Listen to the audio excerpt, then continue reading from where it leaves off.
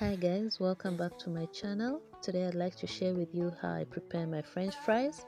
I usually start by peeling my potatoes and then I wash them under running water several times until the water is clear, occasionally rubbing them with my hands just to make sure that all the soil is out. Once that is done, I like to slice my potatoes one after another, like this, and then I repeat the process in the opposite direction. Of course, there are tools and machines for that, but I do it by hand. When all my potatoes have been cut to pieces, I like to rinse them all over again, several times, still under running water, until the water is completely clear.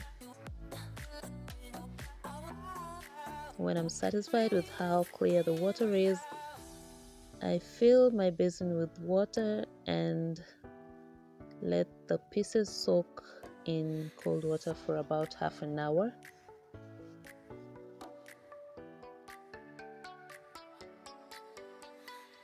Just make sure the water is covering all the potatoes. While that is soaking, I like to heat some cooking oil. Make sure your pan or pot is large enough, and then don't fill it with oil all the way to the top. Just about a third is good enough.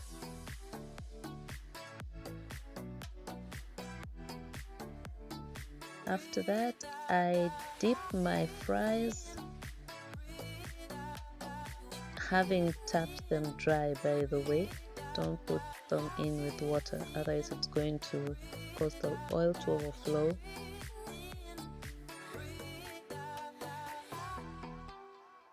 So usually I fry them twice. Once they're cooked but not yet firm, I lift them off the pan, drain them and allow them to cool. Meanwhile, I reheat the oil and then I dip the fries again,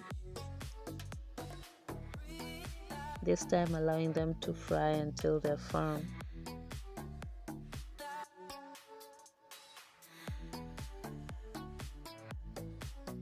This helps to make sure that the inside remains soft while the outside is nice and crunchy.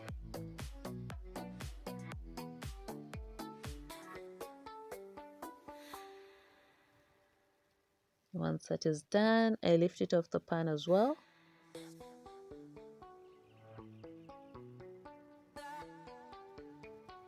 Drain and set aside, drain and set aside. Repeat that for all your fries. Once that is done, I sprinkle with some cayenne pepper. You could use black pepper if you prefer.